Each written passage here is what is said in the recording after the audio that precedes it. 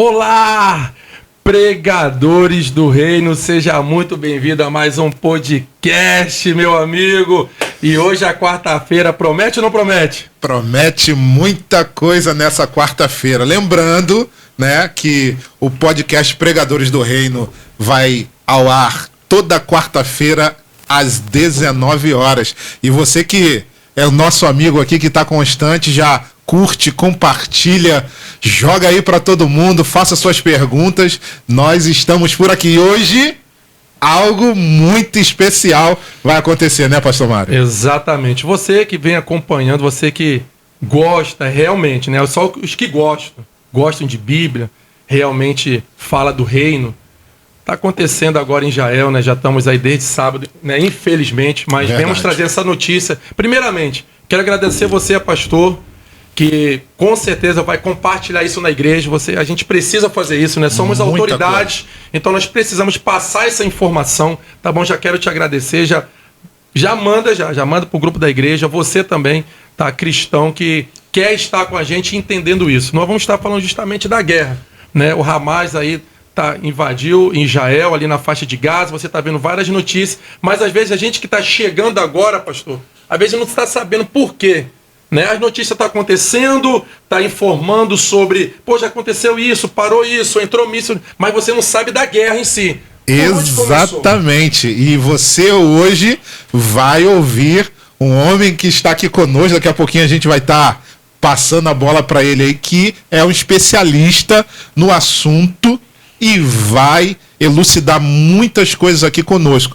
Lembrando que nós estamos nesse clima, né, de guerra que tem abalado todo mundo, todo o planeta Terra está falando sobre esse assunto. E nós sabemos que Israel, né, é o coração, é o centro de tudo. Tudo que acontece em Israel é muito bem visionado e acontece não somente no mundo terreno, mas tem implicações espirituais também. Exato. E nós vamos falar disso hoje aqui. Estou empolgado, hein, pastor Mário? Estou empolgado, hein? Então vamos lá. Então, chamo agora aqui o nosso amigo pastor Ney Gomes. Por favor, faça a presença, suas credenciais, meu pastor. E graça e paz, queridos. Primeiramente, mamãe, todos Pregadores do Reino. Olha, é um prazer estar aqui. E é claro, seria um prazer maior se as razões, né? As razões desse papo não fossem essa guerra, né? A guerra não é desejada por ninguém, a guerra não deve ser adorada por ninguém, mas a gente precisa falar dela, colocar suas razões, né? E apresentar aí o nosso pensamento cristão, né? O pensamento correto. Bom, para quem não me conhece, né? Eu sou Ney Gomes, pastor no Centro Evangelístico Internacional. Nossa. Em Tamoios. Nós estamos ali em Tamoios já há algum tempo. E, na verdade, estamos há 25 anos nesse ministério, a nossa casa, nossa família, né? E a nossa área, desde então, tem sido essa área educacional. Claro. Né? E é um prazer falar sobre Israel. Israel, que é considerada o relógio escatológico de Deus, né? Exato. A figueira, né? O Senhor falou, olhai para a figueira, né? Então, o que acontece em Israel reverbera no mundo. Exato. Por isso, a gente nunca deixa de ter um olhar para o que acontece em Israel, seja economicamente, socialmente, espiritualmente, né? Porque existe ali um gatilho. E hoje a gente vai estar falando um pouquinho disso aí, infelizmente, desse conflito que toma agora aí, né, o território judeu. Importante, gente. Então, se você já não começar a dar um like só nessa introdução, já tá errado. Dá um like. Se der ruim, você dá um dislike. Pronto. Fácil desse jeito. Não, verdade. Pra quê, gente? Pra justamente outras pessoas estarem entendendo sobre esse assunto. Tá bom? Pastor, então vamos pra cima. Porque aqui não tem enrolação não, aqui é pregador do reino, aqui é isso aí, vambora. É verdade, verdade. Então vambora. Pastor, compartilha aí, gente, compartilha, gente. Hamas invadiu. Quem é esse grupo, né? O que a gente pode saber dele para entender hoje sobre esse grupo aí? Olha, numa linha simples, Mário, o Hamas ele já é um segmento fundamentalista, né? Como é que a gente pode, assim, para não ser muito profundo? O Hamas é um grupo novo, recente, né, que tem uma visão extremista, toda visão religiosa, ela é costurada por moderadores e por extremistas, né? Seja lá qual for a religião no mundo, a gente vai encontrar quem tem uma visão mais moderada da coisa e a gente vai encontrar quem tem uma visão mais fundamentalista da coisa. Então, o Hamas, ele é essa visão ultra extremista, né?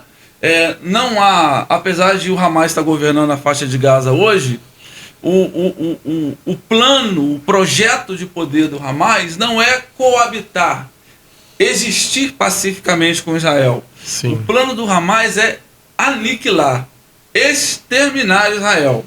E isso já era uma verdade desde tempos passados, com o seu fundador, Yasser Arafat, a chamada antiga OLP, né? Os mais novos não vão lembrar disso, né? A Organização para a Libertação da Palestina, que na verdade é a mãe de todos esses movimentos, né? A OLP, dentro da OLP nasce o Fatah, que já era considerado fundamentalista, e o Fatah então é vencido pelo Hamas, e todos os integrantes do Fatah são expulsos, presos, mortos por esse grupo que aí hoje domina. Então, ele se apresenta como o segmento que governa a faixa de Gaza, mas na verdade eles não são um partido político, né? Eles são mesmo terroristas, né? Lamentavelmente no Brasil tem se evitado essa palavra, algumas pessoas, sim, né, que é do politicamente correto, mas o nome precisa ser dado aos bois. Isso o Hamas é um grupo terrorista. Sem dizer que a ONU não informa que é um grupo terrorista, né? A própria ONU, assim, a ONU, estou dizendo... Não, a ONU, ela já há bastante tempo, ela perdeu a sua serventia, não é de agora. Entendi. Né? A ONU, a ASEAN, a União Europeia, o Mercosul, né? Todos esses blocos, né, continentais, eles já estão perdendo a sua serventia, dado a esse renascimento que algumas nações têm vivido de um nacionalismo saudável, verdadeiro, né? Bom, nacionalismo bom. Mas vamos lá, falando sobre o Hamas, né? O Hamas é esse grupo extremista, fundamentalista, que tem uma visão bem deturpada do islamismo, do livro do Alcorão, né? O Alcorão é para os árabes o que a Bíblia é para nós cristãos. Por exemplo, no Brasil, nós também temos visões moderadas e visões extremistas do Evangelho.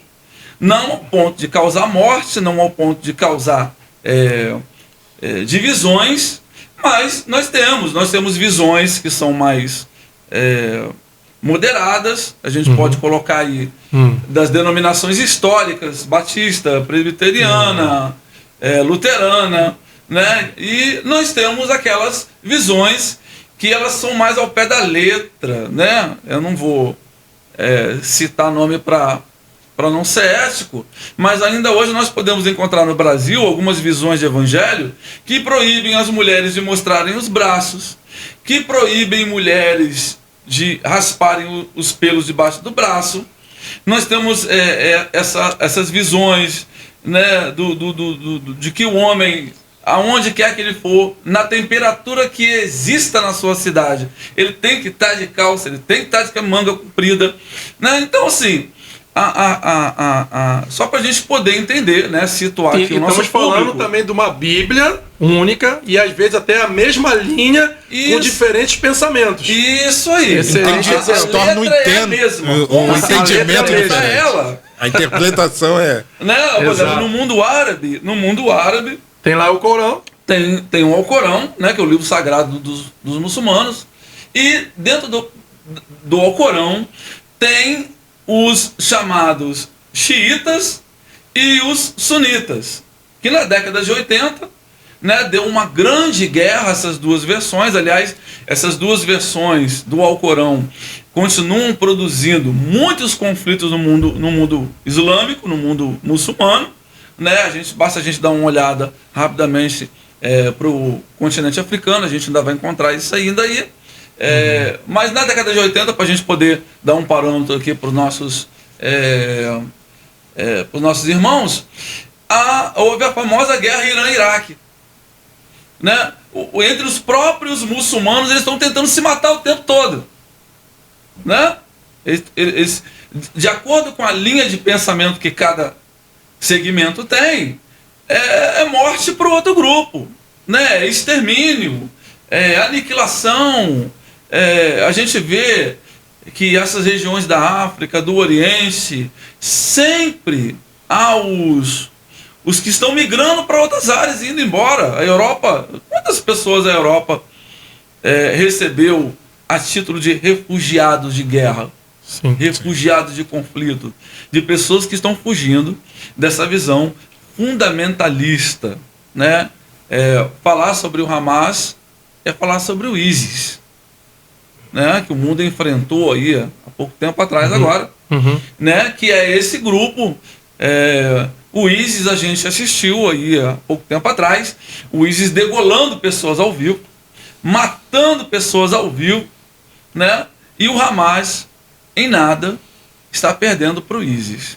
Em absolutamente nada. Faz uma pressão psicológica mesmo ali, né?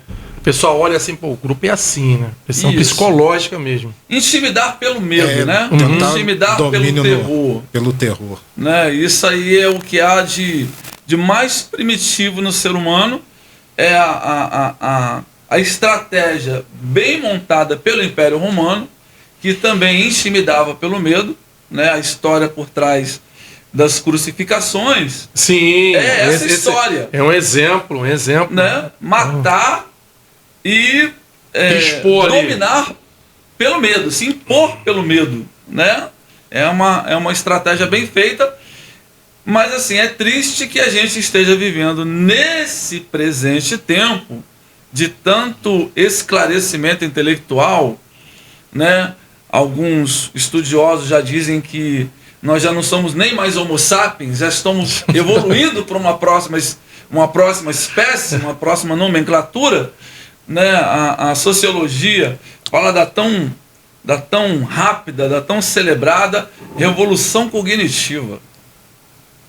Bom, essas guerras mostram que essa revolução cognitiva não é tão revolucionária assim, né? Entendi. Exatamente. E, amados pregadores, a gente vai daqui a pouquinho vai estar trazendo uns mapas, porque isso é muito bom, né? Você olhar para poder entender realmente, né? Onde é o local, poxa, onde está Israel? Tá, Israel está aqui. E quem fica aqui do lado? Faixa de Gaza. E aqui pertinho tem o Irã, tem o Iraque, tem a Cisjordânia aqui.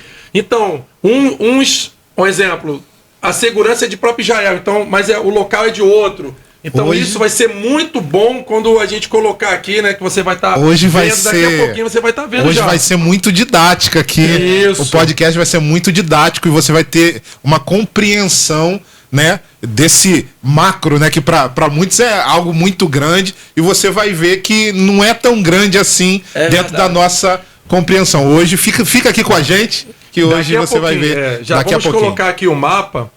E, meu amigo, eles atacaram ali, né? Acho que começou 6 horas da manhã de sábado, né? Justamente no Shabat, né? Onde eles estão ali, né? Reunidos com a família, né? Tem um momento que eu fui em Israel, a gente percebe isso, esse isolamento deles ali, o Shabat, de sexta para sábado. Acho que foi 6 horas da manhã. A gente percebe ali que foi um ataque ali terrestre, né? Houve o ataque por ar, houve o ataque por mar, né? E assim, pegou realmente Israel ali de surpresa, mas com certeza acredito que deve ter um plano muito bem bolado ali, um plano para eles atacarem ali, né? O que a gente sabe, o que o mundo ocidental já percebeu, é que existe um pensamento superior por trás disso, né? Não há, na faixa de Gaza, dados os recursos que os habitantes ali possuem, não há condição de elaborar algo tão detalhado, né? Existe uma nação por trás disso, né? E em algum momento dessa história recente, o mundo ocidental vai chegar a essas pessoas e a esses nomes. Sim. Né? Então, assim, a gente não pode falar certamente para não ser leviano, né? Não seria nem interessante nem ser leviano, mas assim, tudo aponta para dentro de um contexto, né? Ali que já existe no Oriente Médio, de uma rixa histórica antiga. Então, assim, o que mais se ventila, o nome que mais se fala, né, que está por trás disso, provavelmente são mentes que estão dentro do Irã. Pessoas que estão dentro do Irã, né? Mas, assim, acredito que as nações ocidentais, a Europa, os Estados Unidos, em algum momento vão chegar a essas pessoas. Certamente vão chegar a essas pessoas. Perfeito. Então, pastorzão... Sim. Já coloca isso na aula de teologia. Coloca na escola bíblica. Eu sei que você já falou daquele caderninho um tempão lá no domingo de manhã. Pega aqui esse conteúdo agora que está acontecendo em Israel. Coloca lá, por favor. Faça isso. Coloca lá na aula. Chama a membresia. Eu falei assim, vai ser um estudo, né? O EBD, Escola Bíblica Dominical. Vem cá aprendendo aquilo que está acontecendo em Israel hoje. Coloca lá, tá bom? Deus abençoe a sua vida. Então, vale a pena a gente dizer nesse contexto de conforto que a gente vive, que muitas pessoas só pensam em Israel quando aparece lá no folder turístico, né? Sim, Somente tirar foto, só, mais nada, né? Então, assim, é preciso que a igreja tenha um olhar, né? Um olhar de preocupação com o que está acontecendo ali, né? Tenha realmente um olhar também de intercessão.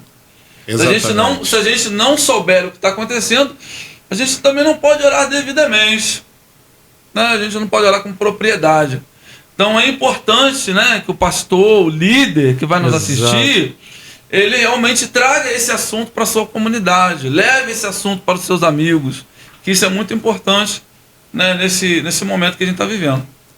Nós a todo momento falamos, né, pastores que pregam, professores, falamos de Israel, falamos da terra, falamos dos locais, mas fica muito perceptível que a maioria leva apenas na derme, né? Não entra a fundo daquilo que precisa. Então você que está nos assistindo aqui, essa é mais uma chance de você passar para a comunidade conhecimento, passar para a sua igreja, para o seu povo, conhecimento do que aquilo que é Israel. Nós iniciamos aqui falando dessa guerra, mas nós também sabemos que tem um conflito. Esse conflito, né, é histórico, algo que vem já sendo gerado há algum tempo. E nós vamos aqui, né, pastor Ney vai falar pra gente aqui, vai abrir o leque aqui do que está acontecendo, das raízes desse conflito, como começa, né, e o que mais vai sendo gerado aí dentro desse contexto aí. Vamos preparar o mapa? Vamos tentar preparar o mapa aí pro nosso... Devagarzinho, vamos preparar o mapa, tá bom? O nosso diretor aqui vai preparar o mapa para nós, que aí o nosso amigo aqui, Ney Gomes, já vai estar... Acredito que vai ficar legal, né? Vai ficar bem, né? No primeiro mapa a gente consegue ter uma visão mais geral, né, da planta do Oriente Médio. Sim.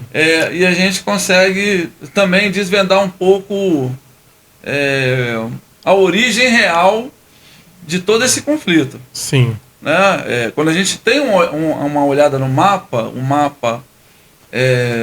o contexto geral do Oriente Médio, a gente consegue ter por exemplo, esse mapa aí, né? O mapa atual aí do Oriente Médio. A gente vai ver lá naquele cantinho lá, né?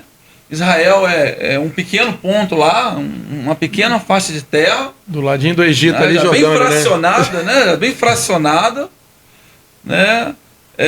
E a gente vai ver aqui a Arábia Saudita, o Iraque, o Irã, né? É preciso que a gente lembre também, a título de economia, que na Arábia Saudita, no Irã, no Iraque, se concentra os grandes produtores de petróleo no mundo. Sim. Então, o problema ele não é econômico, não há petróleo em Israel, não há jazida de diamante em Israel, né?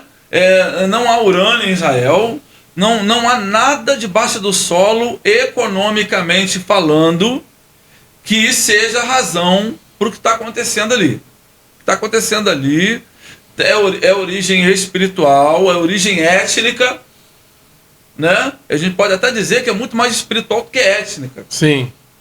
Né? Então a gente vai ver aquele pequeno pontinho lá, né?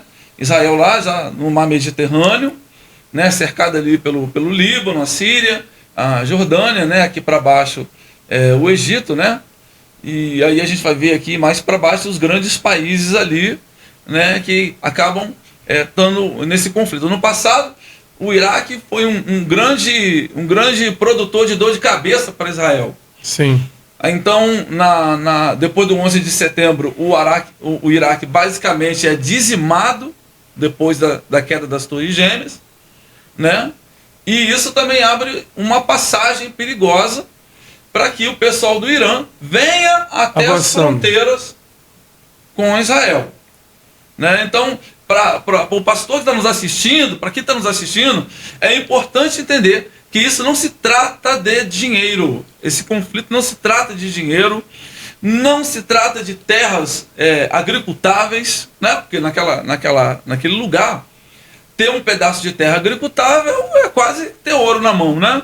Então também não se trata disso, não se trata de petróleo, não se trata de reservas gigantescas de água potável, também não se trata disso. Israel quase não tem água potável, é uma questão mesmo espiritual. E todas essas nações ao redor de Israel, elas trabalham, elas se movem para que Israel desapareça do mapa. Essa é a grande verdade, né? E essa é uma razão puramente espiritual e puramente étnica. Não tem para onde a gente ir com os nossos comentários e tentar passar pano para nada. Essa é a razão. Essa é a razão. Né? Então, todas essas nações ao redor, elas contêm um elemento hostil a Israel. Né? Israel é o inimigo. Se a gente for fazer o somatório de toda essa área aí, né, o somatório de toda essa área, dividido pela área de Israel, Israel hoje deve estar com 4% do Oriente Médio. Bem... 3% do Oriente Médio. O que isso significa para quem comanda os outros 97%? Né? Mas a história brasileira, a vovó já dizia, que algumas pessoas, se você der a mão para ela, logo elas vão estar exigindo o braço. Israel sabe disso. Israel sabe que se abaixar as armas, na segunda-feira, na terça-feira, ela já não existirá mais. Então, é uma luta, é eterna luta. O que nós estamos assistindo aqui é 1 Samuel, né? Esse mapa aqui é 1 Samuel. É Golias contra Davi. Né? O perfeito desenho de Golias contra Davi. Mas graças a Deus, Davi sempre está com o Senhor. Eita! Desse jeito. Tem uma outra, né, que o senhor trouxe aí para nós, para todos. Tem um segundo mapa também, né, essa área de tensão, né? Quem está nos assistindo aí vai poder perceber nessa evolução do território da zona de conflito. Israel chega ali, né? Logo na época da guerra, né? A criação do Estado de Israel em 47, né? Tudo ali o vermelho ali, tudo era Palestina. Tudo ali é considerado Palestina. Mas quando a gente olha esses pontinhos vermelhos, a gente acha que é habitante. Não é habitante, é a terra, né? Terra, sim. E uma terra que, vale a pena a gente dizer, na sua grande maioria estava desabitada, desocupada, desolada. Né? O povo que vivia aí até 1946, mais ou menos, era feito de nômade. Eram pessoas nômades. Eu vi uns nomes. Né? Que estavam daqui para lá, de lá para cá. Né? Então, há um movimento sionista que, claro, não começa aí, né, mas começa bem antes, na virada do século XIX para o século XX. E aí, então, após a Segunda Guerra Mundial, a ONU, né, em outubro, cria o Estado de Israel. E, a partir da criação do Estado de Israel, os judeus começam a ocupar a terra legalmente, né, e aí começam a tomar posse das áreas. As áreas em branco são as áreas que Israel começa então a tomar. Vai chegando judeu de tudo que é lugar também. Aí a gente vai perceber né, que as comunidades árabes ao redor, elas vão se ajuntando ou indo para outros lugares. Sim. Né? Aqui já em 1967, na chamada Guerra dos 6 Dias, né, depois vai ter a outra guerra, a Guerra de 73, que é a guerra que marca o período de 50 anos e 1 dia de paz, né? Ainda sobre a administração de Golda Meir, né, que foi a primeira-ministra israelense. Uma história muito semelhante com o que aconteceu agora, não vale a pena a gente entrar nesse contexto, mas os egípcios e os sírios também se alinham para invadir Israel, justamente no feriado de Yom Kippur. Isso, e faz 50 anos, né? 50 anos no dia. Faz exatamente 50 anos. Vê, né? 50 anos a guerra, mais 50 anos agora eles invadem. Né? E aí, para o que a gente conhece aqui até 2011, sim, depois de muitos acordos mediados pela Europa, pelos Estados Unidos, né, Israel vai abrindo mão de mais e mais territórios a fim de que haja assentamentos palestinos, né? Principalmente lá em cima, né? A gente vai oposto a Gaza, a gente aqui vai ver Gaza aqui embaixo, né? E lá em cima tem uma área que depois no outro mapa vai aparecer bem, sim, que é as colinas de Golã, na qual Israel não pode abrir mão de jeito nenhum, sobre pena de não existir mais, né? Aonde ela está aí? A colina de Golã está aqui embaixo, ó, nesse mapinha aqui atual. Ó. No atual, tá ali, abaixo ali da Síria, ali, Golã ali. Né? O nome já diz, Colinas de Golã, né? Sim. É uma área alta. Qualquer nação hostil a Israel que botar uma artilharia ali em cima, acaba com Israel. É um lugar estratégico. É uma estratégia. É um ponto estratégico. Então, Israel não abre mão, essa área continua ocupada até hoje, né? Não pode ocupar. Mas assim, algumas áreas já foram cedidas, né, para a Jordânia, a gente vai ver aqui embaixo, a Cisjordânia. A Cisjordânia. Né, que acaba entrando até dentro da parte lá de Jerusalém. Sim, né, exatamente. Esse mapa a gente vai conseguir também ver uma evolução legal dessa ocupação, né? Aí, tá bem legal agora aí. A Golã ali em cima, esse ponto em vermelho são as áreas controladas pela Palestina, né? Lembrando que os árabes fazem parte da nação de Israel, constituem hoje 20% de cidadãos árabes que votam, que escolhem os seus representantes, que têm representatividade no parlamento israelense, né? Vivem em paz, mas alguns outros árabes sempre atiçados por essa Liga Árabe, né, por esse mundo hostil a Israel, estão sempre ali criando problema, promovendo ali dificuldades ali para uma convivência pacífica, né? Pegaram o mapa aí, né, gente? Foi bom, deu uma esclarecida, né?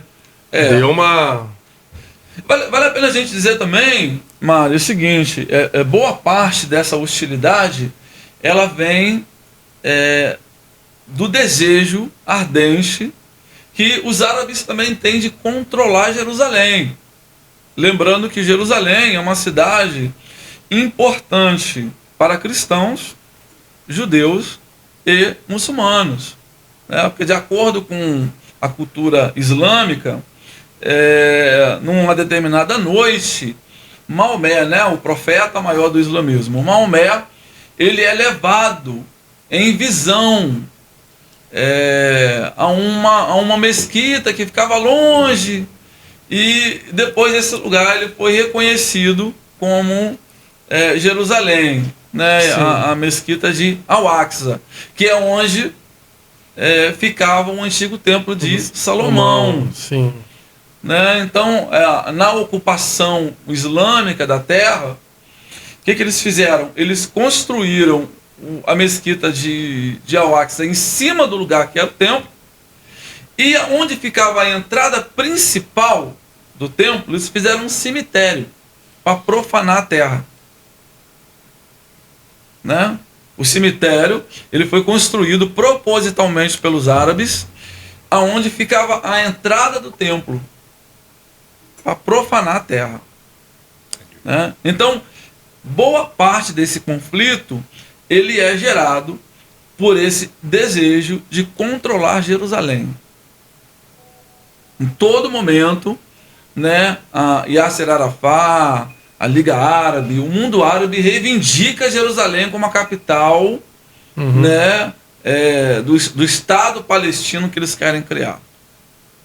Né? E aí os judeus entendem que Jerusalém é deles, até por uma questão histórica. Né? Deus deu a terra ao povo, né, por possessão.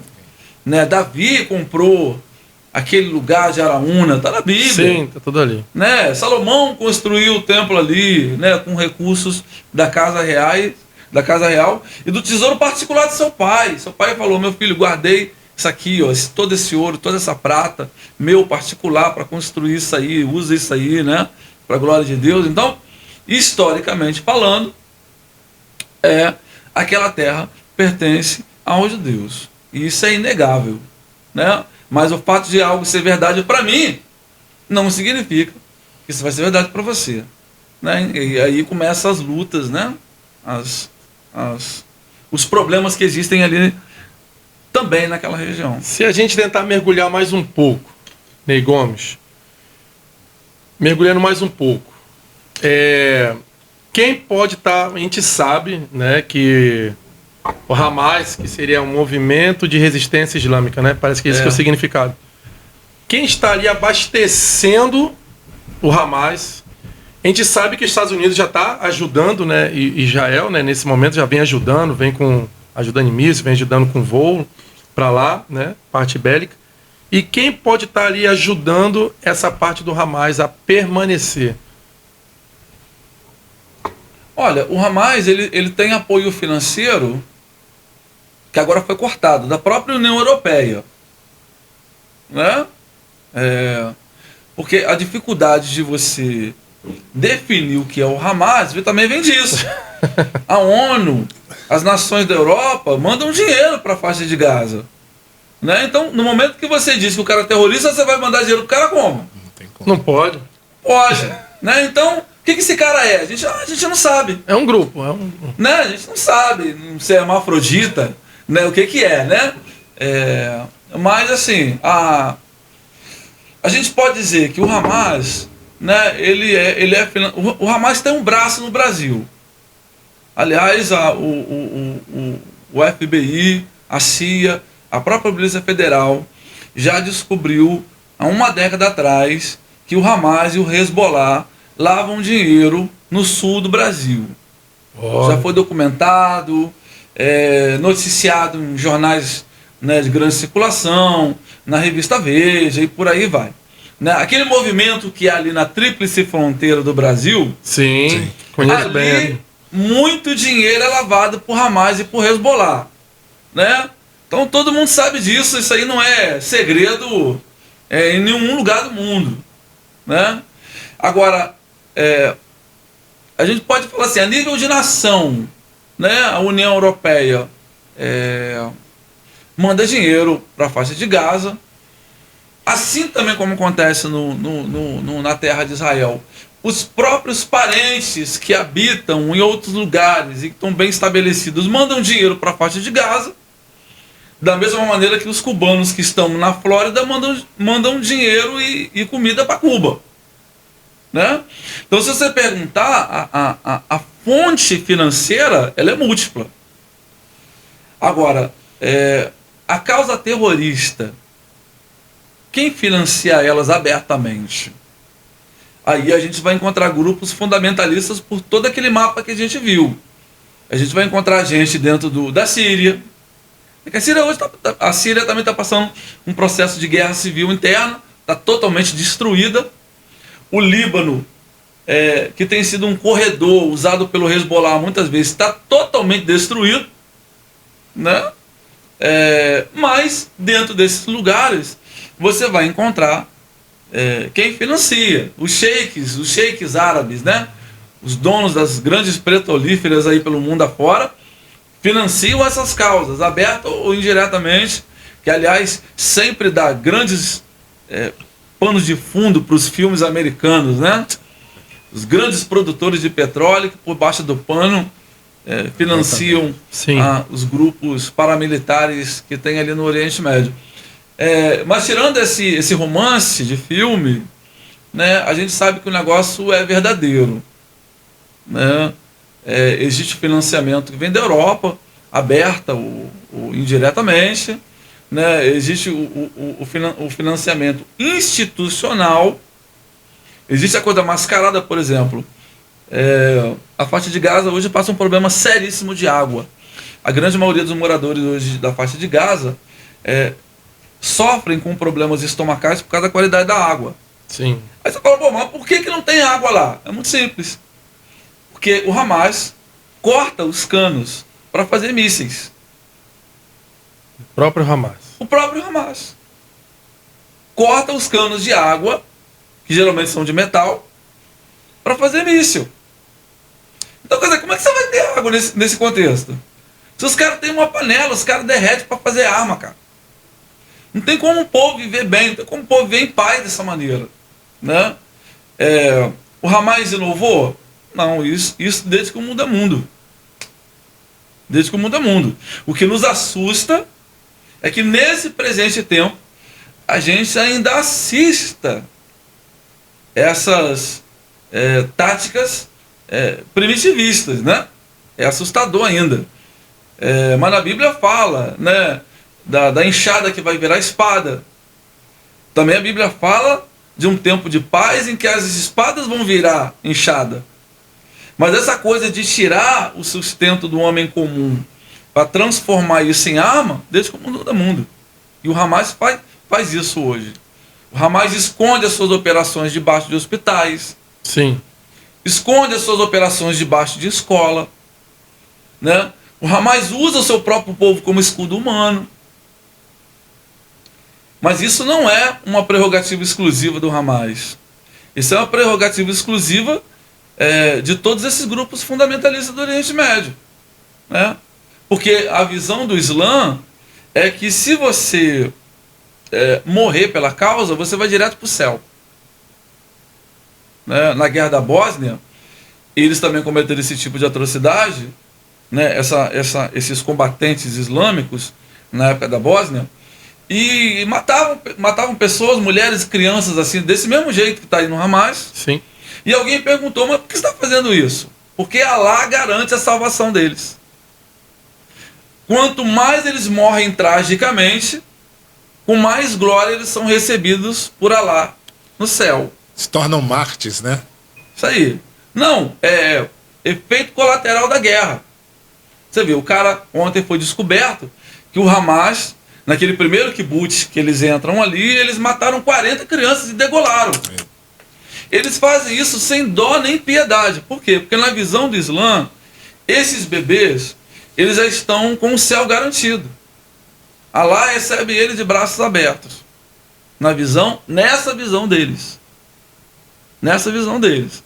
Então, assim, é muito complicado, né, a gente chegar a uma só origem financeira. É difícil. Quando muitas pessoas ao redor do mundo são simpatizantes a essa visão religiosa. Não, pode matar aí, não. Pode matar. Cachorro, gato, calopsita, cavalo, gato, criança, mulher, idoso. Mata tudo, porque assim que eles forem para o céu, Allah está de braços abertos para receber todo mundo. Né? Então, assim, fazem isso sem dó. Sem peso na consciência. Né? É difícil você mensurar mudar o financiamento. a mente de pessoas assim. É isso aí, meus amigos. Esse é o assunto que nós estamos pegando aqui. E é para você entender um pouco do que está acontecendo, né, de como é gerado, qual é a raiz desse conflito, qual é o que implica, né? E queria também saber, dentro disso que nós estamos falando, de todo esse conflito, do que realmente é o Hamas, quais são as veias que tem vindo, da onde vem o custeio, a finança, mas também, já indo para um próximo passo, né? Como que é gerado dentro, assim, qual é a sua visão dentro desse conflito todo, no macro, né? Olhando, né, como se fosse olhar de cima, qual é a visão espiritual dentro desse conflito? Assim, algumas lições que nós podemos aprender e tirar dentro de um conflito que nós, de um lado, estamos vendo, como o senhor falou, uma terra prometida, uma terra que tem promessa, uma terra que Deus falou que era do povo de Israel, e vemos todas as nações circunvizinhas querendo arrancar a promessa dentro de um contexto espiritual, né, para a igreja, para nós. O que nós podemos aprender? Quais são os ensinamentos, as lições que nós podemos tirar de tudo? Olha, isso é bom falar nisso, né? Isso sempre é muito importante. O que a gente pode aprender, assim, olhando de maneira superficial, é que há um tipo de pessoa no mundo, né, com a qual não dá para ter acordo com elas, né? Essa condição, essa sine qua non, ela está na Bíblia quando o apóstolo São Paulo diz o seguinte: se possível for, tende paz com todos os homens. Se possível for, né? Até mesmo no meio evangélico, há os românticos que acham que o evangelho vai chegar e vai resolver tudo. Tem gente que o evangelho não consegue resolver. Tem situações que o evangelho não vai conseguir resolver. Por mais que você fale, por mais que você pregue, por mais que você derrame, o evangelho não vai conseguir resolver. Então a gente precisa entender, porque o que aconteceu com o Hamas é o que aconteceu com o partido nazista, é o que aconteceu com Hugo Chávez na Venezuela, e é o que nós brasileiros estamos sempre correndo risco de eleição em eleição. Porque o Hamas chega ao poder pelas vias democráticas. O Hamas vence o Fatah, que é o partido, né, de Yasser Arafat, e logo depois eles não saem mais do poder. Hugo Chávez chega ao poder da Venezuela pelas vias democráticas e depois não sai mais do poder, né? O atual partido que governa o Brasil chegou aí pelas vias do TSE. E sempre há um risco. Sempre há. Então há pessoas que a gente não pode negociar. Vou dar um exemplo aqui. Assim que o partido nazista cresce e se torna majoritário, o partido de oposição ao partido nazista reclama. Fala assim: olha, vocês assumiram o poder e vocês não deixam a gente falar, não deixam a gente ter voz. No que então Goebbels, né, que era amigo pessoal de Hitler, e das maiores mentes pensadoras do nazismo, diz o seguinte: olha, se vocês cometeram esse erro de deixar a gente ter voz, não pense que nós seremos burros da mesma maneira. Nossa. Né? Então é o que o Hamas faz. Assim que o Hamas assume, o Hamas começa a perseguir, matar, prender, decapitar os integrantes do Fatah. Né? Hugo Chávez faz a mesma coisa na Venezuela. Fidel Castro fez a mesma coisa em Cuba, com Che Guevara. E nós brasileiros, infelizmente, estamos sempre correndo esse risco. Há pessoas, a grande lição do que acontece hoje no Oriente Médio é que há pessoas com as quais não dá para ter acordo. Pega isso, hein? Isso ficou bem claro em muitas lições do Antigo Testamento. Deus falou para Saul: acaba com os amalequitas, não deixa pedra sobre pedra. Ele não obedeceu. Os amalequitas se reúnem, se reagrupam, crescem, e durante toda a história posterior de Israel se tornam uma pedra no sapato e um elemento que incomoda Israel até os dias de Jesus. Porque Herodes, que manda matar as crianças, tem sangue amalequita. Amã tem sangue amalequita. Então tem pessoas com as quais não dá para ter diálogo. O povo da faixa de Gaza, né? Eu vou citar isso aqui porque é importante. Claro. Né? O povo da faixa de Gaza, Deus já estava dizendo que esse povo era problemático.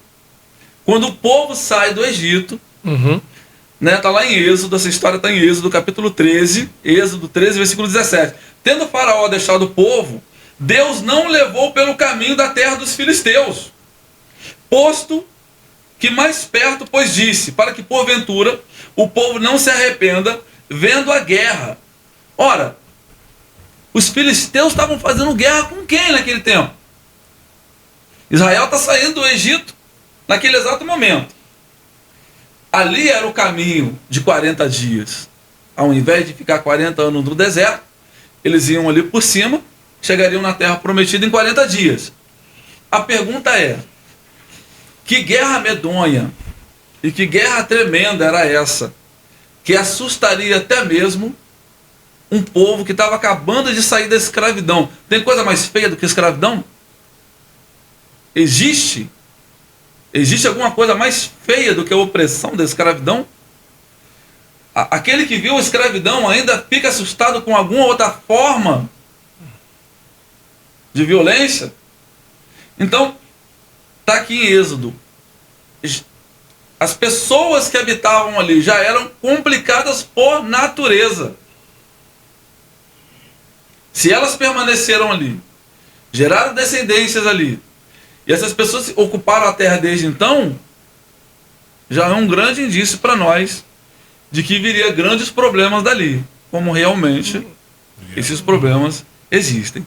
Nossa vida seria muito melhor se nós aprendêssemos que tem certas coisas que são inegociáveis.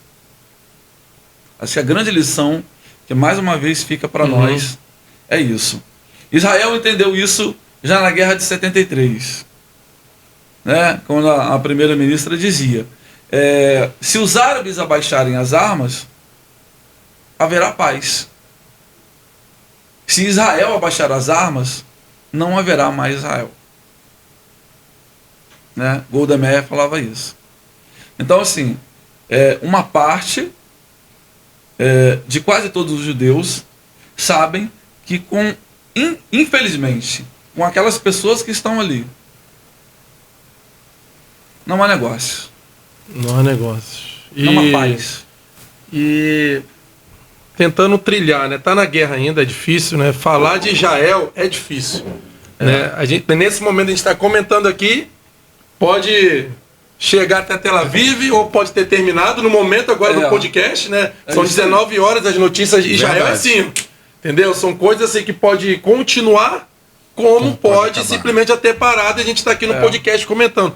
O que o senhor vê nessa questão agora, assim, que pode trilhar um palpite? Agora vamos fazer um palpite, né? A gente pesquisa, né?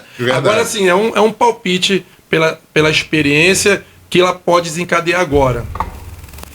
Olha, o que vai acontecer, né? A gente palpitando um cenário hipotético, o que pode acontecer daqui para frente é que a gente ainda vai ver uma sequência de destruição. Entendi. Com uma espécie de satisfação, né, intimidação.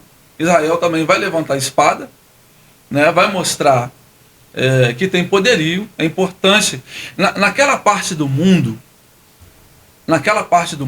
é um erro estratégico se mostrar fraco ou indiferente. Né? Esse encorajamento do Hamas surge justamente no momento em que a política interna de Israel está fragmentada. Por essa visão do politicamente correto. Tá? Essa visão do politicamente correto. Né? Então, eles aproveitam um vácuo político que há dentro de Israel para isso. Né? Da mesma maneira que nós sabemos, porque a gente assistiu isso agora no Grupo Wagner, que na Rússia um líder não pode se mostrar fraco. Em alguns lugares do mundo, aquele que se mostra fraco está dando um convite para ser pisado e exterminado. Por isso, mesmo o Putin gostando do camarada, sendo amigo pessoal dele, o camarada acidentalmente morre. Entendendo? Acidentalmente, ele morreu. O avião deu uma pane, caiu. Né? Todo mundo sabe. Naquele extremo do mundo, se mostrar fraco é um convite para ser pisoteado. Né? Não é a realidade que a gente vive no Ocidente. O Ocidente, eu vou abrir um parênteses aqui, o Ocidente, ele está mostrando uma nova forma de homem para o planeta, né? Toda espécie mamífera, toda espécie de animal, eles sempre são liderados pelo mais forte. É o mais forte que guia o bando, é o mais forte que está na frente, é o mais capaz que conduz a manada. Exatamente. Sempre. Nós somos a única espécie que é governada pelos mais fracos, os mais toscos, né? Os mais vis, os mais sórdidos, os mais baixos. Em especial no Ocidente. A gente tem agora um presidente de uma grande nação ocidental que quando ele termina de falar, ele não sabe nem por onde ele sai. Ele não sabe nem qual é a porta de entrada, nem qual é a porta de sair. Né? Nós somos a única espécie mamífera, né? Se a gente pode colocar nesse plano biológico, a única espécie mamífera que aceita ser governada pelo mais fraco. Essa visão foi praticada em Israel, agora recentemente. Olha o resultado. Né? Então essas lições, elas ficam pra gente. Há um lugar que você não pode se mostrar fraco. Há um tempo que você não pode se mostrar fraco. Né? E para aquelas pessoas que estão ali, isso é um pecado mortal. O que nós vamos assistir agora, Israel, aquela cultura da arma vai voltar, o cara vai na padaria com um fuzil, o cara vai na farmácia com um fuzil, né? Vão levar os filhos na escola com um fuzil. Vai voltar de novo essa cultura. Isso aonde? E talvez volte para nunca mais ir embora. Mas está dizendo aonde? Em Israel. Né? Quanto ao Hamas, a faixa de Gaza, Israel vai continuar destruindo, porque gente ocupada em reconstruir dá menos dor de cabeça. Então vão destruir tudo para que eles fiquem ocupados em reconstruir. Vão ficar muito tempo ocupados em reconstruir. Essa também é uma tática de guerra. É isso que eu ia falar. Destrói tudo aí, quebra tudo. Né?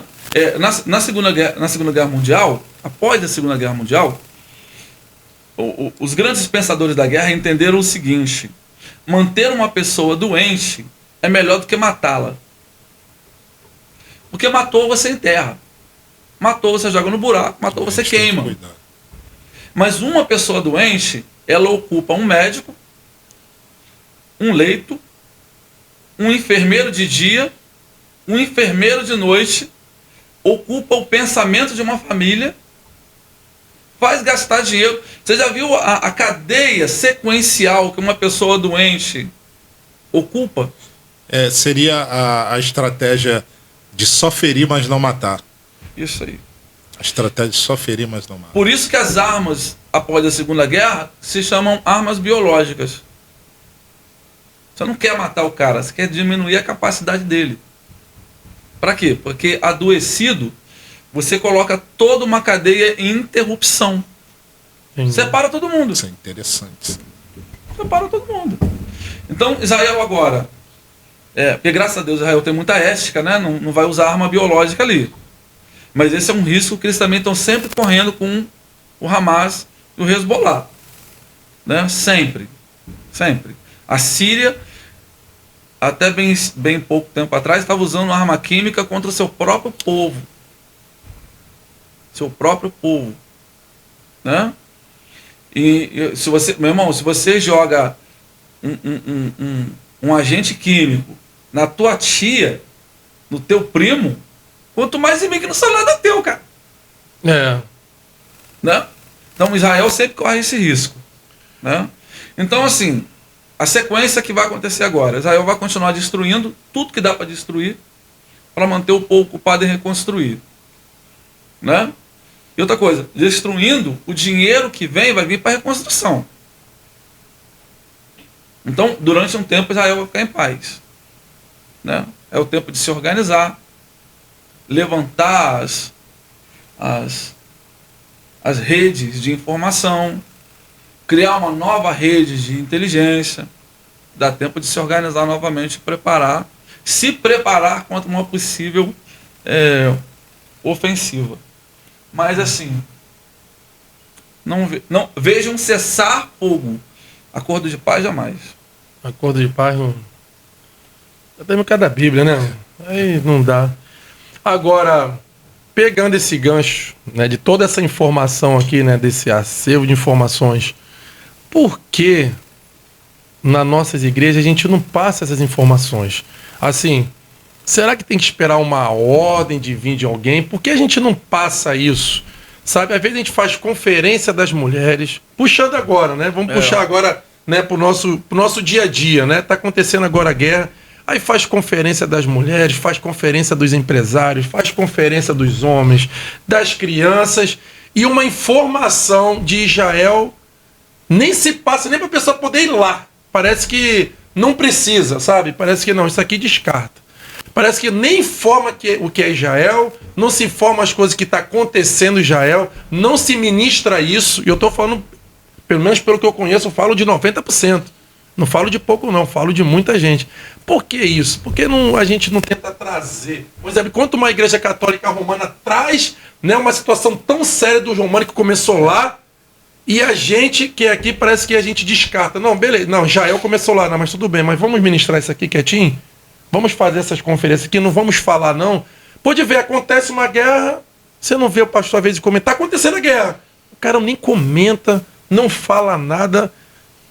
Por que isso? Você consegue dar uma... Você já deu a resposta aí, né? Nós não temos uma liderança centralizada, né? As igrejas evangélicas, elas não possuem um papa evangélico para dizer para nós o que vai... qual vai ser a pauta do dia, a pauta da semana. Não. O catolicismo tem toda uma organização, né, bem estruturada. Santa Sé, a Cúria Romana, os bispos, arcebispos e por aí vai. Tem toda uma hierarquia que traz o assunto aonde ele precisa chegar. Né? Então, no mundo evangélico, há esse fragmento. Então, assim, o homem, ele é um ser político, entre aspas, né? Mas nem todo mundo gosta de política, né? A gente pode dizer aí que também esse é um outro efeito da cultura ocidental. Em algum momento no Ocidente, na Europa, foi feita uma dicotomia. Essa dicotomia entre o que é sagrado e o que é profano. Foi feita uma dicotomia do que é visível e do que é invisível. Por exemplo, você já imaginou um rei sendo coroado no século XIV ou no século XV sem a presença de um papa, de um bispo colocando a coroa na cabeça dele? Era a igreja que legitimava o poder dos homens. Era a igreja que consagrava o poder dos homens. Né? E essa dicotomia, no Ocidente, ela foi quebrada. As coisas foram separadas. Né? Então, você me pergunta, tem algumas pessoas que elas já foram ensinadas lá atrás que uma coisa é uma coisa. O grande filósofo, a gente precisa citar ele porque ele é um dos maiores filósofos brasileiros. O grande filósofo brasileiro Pedro Collor de Mello. Precisamos citar ele. Uma coisa é uma coisa. E outra coisa é outra coisa. Uma pérola da sabedoria brasileira. Isso aí. Pedro Collor de Mello, então, citando ele, na mente de algumas pessoas, igreja e reino de Deus é uma coisa e governo dos homens é outra. Quando, na verdade, a Bíblia nunca fez essa dicotomia, separou isso. As coisas elas estão juntas. Sim. Claro que cada uma na sua importância, sim, mas elas estão juntas.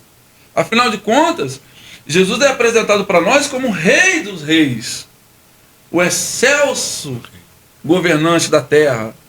Né? Apocalipse vai dizer, e os reinos do mundo vieram a ser do Senhor e do seu Cristo. Então, aonde foi que nós dividimos isso? Aonde foi que nós separamos isso? Né? Eu estava dizendo esses dias atrás sobre o comportamento da igreja para glorificar a Deus. Está lá em Timóteo, 2 Timóteo. Então, Paulo vai dizer assim, 1 Timóteo. Paulo vai dizer assim, irmãos, primeiramente, quando vocês se reunirem, eu quero que todos vocês orem pelas autoridades.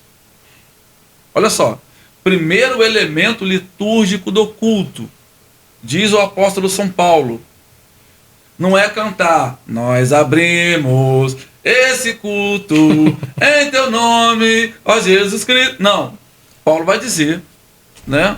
Eu acho que vale a pena ler também. Paulo vai dizer em 1 Timóteo que o primeiro dever litúrgico, dever litúrgico da igreja é orar pelas autoridades. Ele diz assim, antes de tudo. O que é antes de tudo, Mário? Antes de começar, né? Antes de tudo. Mário, você levanta de manhã. Antes de tudo, você faz o quê? Orar. Mas aí você vai sair do seu quarto para ir trabalhar. Você faz o quê? Antes de tudo. Lava o rosto. Sim. Escova o dente. Faz toda a parte higiênica. Mas você faz isso só na segunda? Antes de tudo. Hã? Você só lava o rosto e escova o dente só na segunda? Não, você faz isso todas as vezes. Exatamente. Que você vai levantar para trabalhar. Uhum. Então, Paulo vai dizer, antes de tudo, exorto que se une. Se exortar, se já é exortar, é porque o negócio é mais sério. Facilidade do homem de esquecer. Que use a prática de súplicas, orações, intercessões, ações de graças, em favor de todos os homens, em favor dos reis. O culto começa com a igreja lembrando, precisamos orar por quem nos governa. Quem está no governo. Né? Pelos reis e de todos os que se acham investidos de autoridade. Para quê? Para que vivamos uma vida tranquila e mansa, com toda piedade e respeito. Em algum momento, porque eu não estava aqui, em algum momento, a igreja se desviou dessa ordenação. Por quê? Porque a igreja não tem nada a ver com o prefeito. A igreja não tem nada a ver com o governador. A igreja não tem nada a ver com o vereador. Como não? Paulo está dizendo que eu não devo começar o culto da minha igreja sem fazer menção deles. Então, aí você me pergunta, por que nós não falamos? Porque a gente acha que isso não é assunto de Deus. Quando, na verdade, esse é todo o assunto de Deus. Boa. Todo o assunto. Escola é assunto de Deus. Hospital é assunto de Deus. Quantos policiais e como eles estão trabalhando na rua é assunto de Deus. Se eu vou conseguir colocar comida no armário da minha cozinha, esse é assunto de Deus. Só que a gente conseguiu dividir isso. Dividiu. Em algum momento, no Ocidente, a gente dividiu isso. Parece que a divisão, ela tá... Deus, ele tá mais preocupado em saber quantos dias eu vou para a igreja, se isso e a parte, né? A outra parte de todo o trabalho, né? De tudo que envolve política, economia, essas coisas, não, só a parte aqui eclesiástica, isso aqui é o que Deus quer saber. E as outras partes, Deus ele está aquém, e o que a palavra está dizendo é que Deus ele quer que todas as coisas, né, entrem em consonância, estejam debaixo do governo, do poderio, do domínio, e que nós estejamos orando por isso. E você tira um exemplo, né, que o Ney acabou de falar. Um exemplo, você chega em Israel, todos são obrigados a ser militar. Por causa disso, está preparando. Vamos ficar só na oração? Vamos ficar só ali no muro? Negativo. Todos têm que passar pelo mínimo. Vocês têm que estar preparados para proteger, a sua nação. Ó. Ah, não, vai ficar só na oração. Aí a igreja chega, não sei de onde, como você falou, começou, não passa isso. As pessoas não podem se preparar, não precisa nada. Tem igrejas que nem comentam que a pessoa precisa ter um bom trabalho, uma faculdade, nada, não comenta nada. Eu falei assim, gente, mas não é assim. Aqui, pelo menos, na Bíblia não é assim. Né? A gente então acaba tendo que se informar. Eu não sei se os senhores conhecem esse livro, mas é muito bom ter. Yuval Noah Harari, um breve histórico da humanidade. E essa ideia de Estado moderno é que trouxe essas fragilidades. Porque o Estado, para ele governar um indivíduo, ele isolou o indivíduo. A quem você presta conta? Então, se você não presta conta para ninguém, você vai prestar conta para mim. Né? Então, isolar para dominar. Então, essa coisa vigorou no Ocidente, né?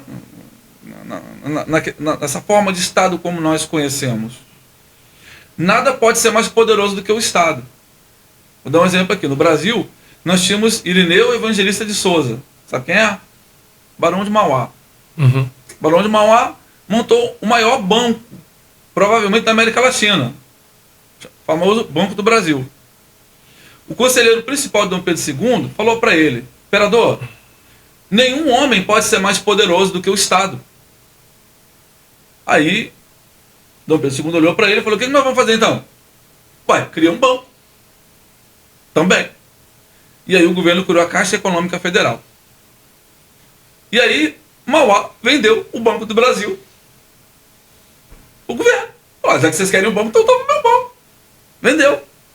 Então, essa ideia vigorou. A ideia de que ninguém pode ser mais poderoso do que o Estado. Você com a tua família é poderoso.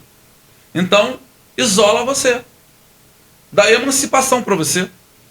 Como? Fez 18 anos, tu já responde por você mesmo. Mas não é para você sair das garras da tua família. É para você cair nas garras do Estado. Tá entendendo?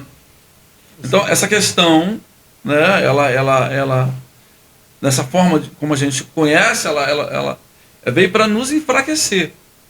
Né? Você isola o camarada, tira o camarada de um contexto para ele ser seu. Você dominar ele, mente, coração, né? E pega ele para você e domina ele. E aí, pastorzão? Paz, nós já estamos partindo, né, já estamos quase no final desse nosso podcast, mas é muito bom para você que está nos assistindo, né? Nós estamos falando sobre todo o escopo dessa guerra que está acontecendo em Israel. Nós já tivemos aqui aula de geografia, de história, exato. aula bíblica, sociologia. Então, nós estamos aqui querendo liberar sobre vocês tudo aquilo que nós podemos, né?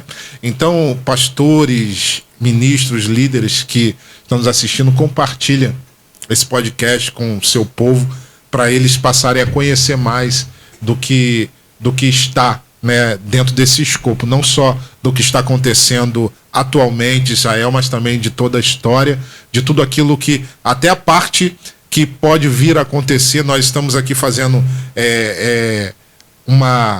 um papo, mas trazendo algo que pode ser uma prospecção daquilo que nós estamos aí para nos atingir ou para vermos acontecer nos dias de hoje. A igreja, ela não pode ficar fechada, não pode ficar parada, não pode ficar calada, não pode ficar apática a tudo aquilo que está acontecendo, não pode ficar indiferente. Nós não podemos afrouxar. A Bíblia ela vai falar que se te mostrares frouxo no dia da angústia, pouca será a sua força. Então, se nós queremos, como servos de Deus, como igreja militante, ser fortes, Nós precisamos nos posicionar. E pregadores do reino é isso. Posicionamento. Exatamente. Amados, se você chegar agora, nesse exato momento, pegar ali no Google e colocar lá guerra em Israel, a notícia que coloca agora, acabei de colocar aqui, né? Você já vai fazer esse teste, é claro, você vai terminar aqui o podcast. A primeira coisa na matéria é por que Israel falhou. Já começa isso. Como é que falhou? Porque a inteligência falhou. O que houve na inteligência que falhou? Você fala isso. Não, só fala sobre isso. Eu estou vendo aqui só falando, não, inteligência de Israel falhou, inteligência falhou. Então você percebe, amados, que realmente, quando a gente acredita que seja um pouco superior demais, ou a gente, como o pastor colocou, quer fazer alianças que não tem que fazer, vai ter um furo ali. E se você não continuar crescendo nisso, vai trazer vidas, né? Você percebe aí que tem pelo menos 300 mil, né? Que já, né, saindo, mãe despedindo, eu vi isso ontem, pastor Renato. E pastor Ney, mãe despedindo assim uns 3 filhos. 2 meninas assim com 22 anos, um rapaz. É os 3 dela. Meu Deus. Foram, né? Foram para ir pra guerra. Eles têm aquele sentimento, eu não tô indo pela pátria, mas a gente fala assim, poxa, cara, tem coisas que podia ser evitadas, né? Então vamos falar de inteligência, nós estamos aqui já, né, no final do nosso podcast, não podemos, já que estamos falando de inteligência, pois é, né? Não pode falhar essa inteligência, né? Tem aqui, né, um livro do nosso amigo aqui, Ney Gomes. Pode pegar aí, meu amigo. Inteligência emocional. Vou apresentar aqui, né? Inteligência emocional. Meu último bebê, né? Meu último bebê. Isso. Tá bom, por cima aqui fica mais bonito assim. Isso. Meu último bebê, meu terceiro livro. Para falar desse assunto, que na verdade é muito necessário no Brasil hoje. Né? A boa parte das nossas mazelas hoje no Brasil, elas vêm justamente disso, de um mínimo de inteligência emocional, né? Inteligência emocional é aquilo que nos habilita para estar vivendo bem com o outro, estar vivendo bem com a gente mesmo, né? E no Brasil, eu preciso falar isso, houve uma apropriação indébita de muitos conceitos bíblicos. Como a Bíblia não tem um guarda, a Bíblia não tem alguém que tenha patenteado as suas ideias, né? Muita gente vem na Bíblia, tira coisas daqui, dá um outro nome e coloca como um produto inédito delas. A gente viu aí gente enriquecendo nesses últimos anos aí, com um negócio de coach, mentoring, né? Demais. E aí, o que acontece? Acontece que eu estou voltando para esse assunto dentro da Bíblia, né? Nessa parábola que é uma parábola riquíssima sobre como alcançar um nível emocional excelente. A história de um pai e os seus 2 filhos. E as lições que esse relacionamento vão derramar sobre a nossa alma. Como pode nos ajudar? Né? Então não é um livro muito grosso, porque uma coisa eu também já aprendi sobre o meu povo. Brasileiro, quando ele vê uma coisa grossa demais, ele já desanima. Não, a gente tem que entender isso. Silas Malafaia é um dos maiores vendedores de livro do Brasil. Até bem pouco tempo atrás ele era o maior, ele e o Augusto Cury. Você vai ver que o livro dos caras não são enciclopédia, né? Enciclopédia. Por quê? Porque brasileiro gosta de coisa rápida, né? A coisa da dopamina, né? A dopamina tá... não. Aí o cara, meu irmão, o cara quando vê um livro grosso, ele já desanima. Então é uma leitura legal, fácil. As letras do livro são grandes, justamente porque eu também quero pegar um público um pouco mais velho. Sim. Né? E são, assim, no final de cada leitura tem uma pergunta, que isso está na cultura judaica, né? O inteligente faz perguntas, né? O inteligente está sempre inquirindo, sempre perguntando o que eu posso saber para melhorar a minha vida. Então, ao final de cada devocional, tem uma pergunta que vai te ajudar nesse caminho interior. E é só essa parábola, eu só vou abordar essa parábola, né? porque ela é a mais rica, a transbordante emocionalmente de todas as parábolas de Jesus, né? A maravilhosa. E eu tenho certeza que você vai entrar nesse livro de uma maneira e quando você sair, É uma outra maneira. você está de outra maneira. E Graças como é que acha? a Deus, quem lê o livro me deu um excelente feedback. E como é que faz reclamar. para poder entrar? Olha, Tem um site? Como é que é? Esse livro é Instagram. Fala comigo no Instagram. Pode colocar seu Instagram Meu aí. Instagram é @neygomes21, né? Ou pode falar comigo pelo meu número de telefone também. Eu mando pelo correio. Já mandei livro pro Brasil todo, né? Mas assim, eu tenho o meu primeiro livro também, que está lançado pela editora Reflexão, o selo Reflexão, que é um selo bem respeitado em São Paulo, né? Que trabalha mais com essa linha arminiana, né? Livros acadêmicos de natureza arminiana. E o livro se chama Êxitos sobre o Deserto, que também é um devocional sobre Davi, né? Aí depois eu lancei um outro devocional de natureza mais sapiensal sobre o Salmo 91, que o Salmo 91 é o cuti-cuti dos brasileiros. Uhum. Né? O brasileiro ama o Salmo 91 como o americano ama o Salmo 23. Mas, assim, o que eu percebi durante um tempo? Nós temos pouca coisa no Brasil do Salmo 91, porque toda a nossa teologia vem dos Estados Unidos. Então, ele nos impõe o que eles gostam e o que eles acreditam. E aí eu cocei a cabeça e eu falei, eu vou lançar um livro, vou escrever um livro sobre o Salmo 91. É o meu xodó. Já acabou, né? Graças a Deus também já foi para gráfica, já peguei, já vendi tudo também, graças a Deus. E agora esse livro, né, que eu ainda tenho ainda uns 50 exemplares dele, tem um pouco, acabou. Também, graças a Deus, 1000 livros, saiu bem, né? Mas lá em casa ainda tem uns 50 livros ainda. Então, se você que está em casa quiser, né? Entra lá no meu Instagram, @neygomes21, fala comigo lá no privado.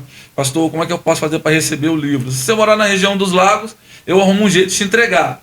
Se você morar longe, eu mando para você pelo correio. A taxa não é cara não, é baratinho. Pastor, um pastor agora vendo esse podcast e querer convidar o senhor para ir lá, como é que faz?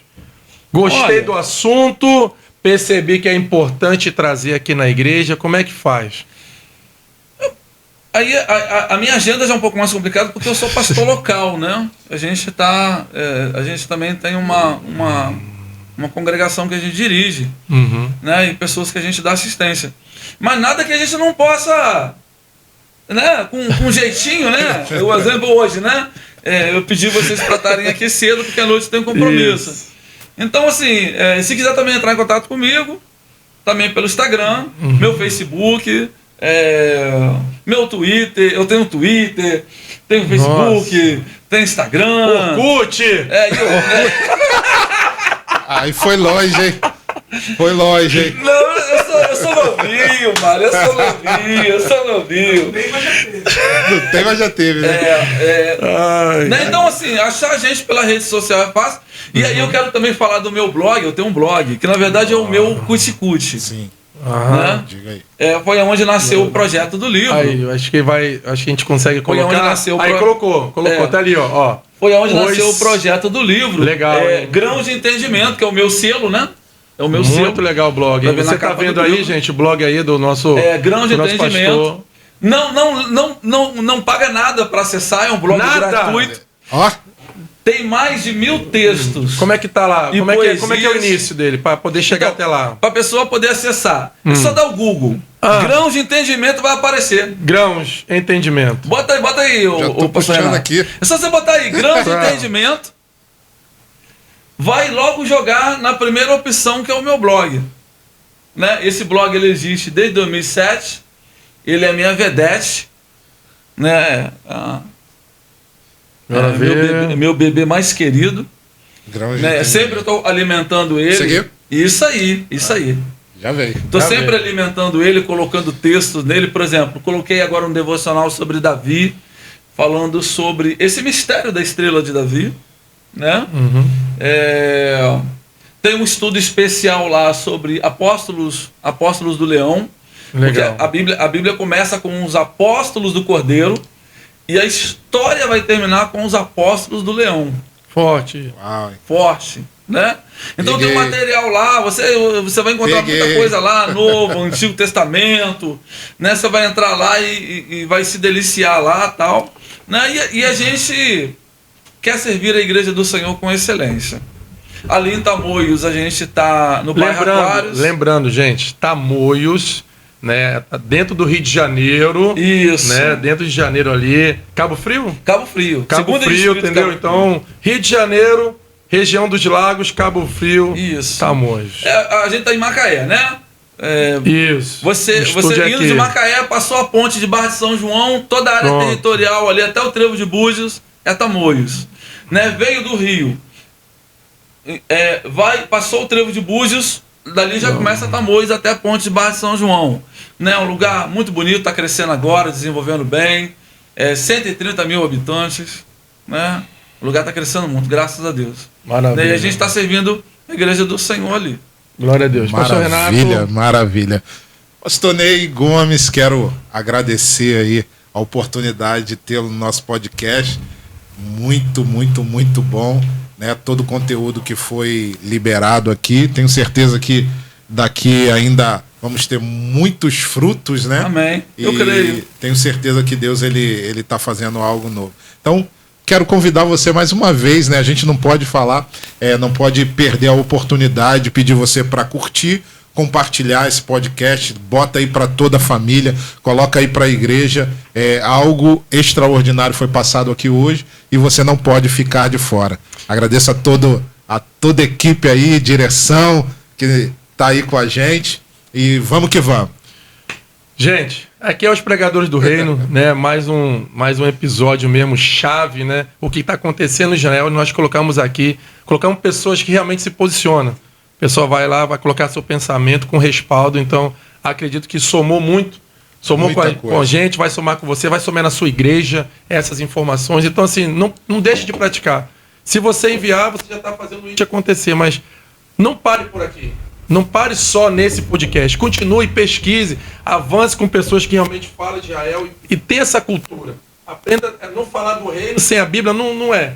Falar de cultura do reino sem a cultura da Bíblia, não é. Então, mergulhe cada vez mais, com certeza vai ser libertador, né? A gente pegou alguns assuntos, perguntas que foram comentando com a gente nos stories. Coloquei aqui a sua pergunta aqui. Então, pastorzão, quero agradecer, deixa a palavra para o senhor para o final e quero agradecer por esse dia maravilhoso que o senhor nos deu nessa quarta-feira. Bom, eu quero agradecer, quero mandar um beijo para minha mulher. Aí, né? Em outros pontos. E a minha filha Ellen falou: pai, diga no podcast que a sua filha é simpatizante da causa sionista. E vai e não fala. Minha filha é apaixonada por Israel. O desejo dela hoje é pegar um dinheiro e morar em Israel. Né, Ellen? Papai chama. Estou muito feliz de estar aqui com meu padrinho de casamento. Olha aí, pastor Ângelo, né, meu amigo, né, a quem eu devo o sucesso da minha caminhada a ele. Né, essa é uma história muito bacana, muito legal. Né, e eu fui assim, forjado, né, na casa dele. Me pegava. Aí teve um dia ele estava muito desanimado. Acho que, né, ele viu, aí falou: vamos lá para casa. Aí me levou para casa dele. Aí naquele dia eu desisti de desviar. Desisti. Isso aí Às vezes eu conto essa história lá em Barra de São João, conto essa história lá em Tamoio pros irmãos. Né? E é meu padrinho, estou muito feliz de estar vendo ele aqui. Né? É muito feliz, obrigado pelo convite mais uma vez. Né? Como eu falei, mamãe, estou no Pregador do Reino, mamãe. Né? Obrigado mesmo, e que Deus abençoe vocês nesses assuntos que são tão relevantes e tão importantes para a igreja brasileira. Né? A gente precisa trazer as pessoas para dentro desse debate, para dentro dessa conversa, para dentro da busca de soluções no nosso cotidiano. Né? E formar opinião, né? Ajudar também, de alguma maneira. Bem, mais uma vez, muito obrigado. Maravilha. Agora a gente vai fazer aqui a nossa despedida, tá bom? Sabe como é que é a nossa despedida? Eu tenho que falar baixinho, que eu não falei. A gente não falou para ele como é que é a despedida. O pessoal já sabe, já. A gente fala assim, ó, tem pregador do reino aí? A gente bate o brinde aqui, entendeu?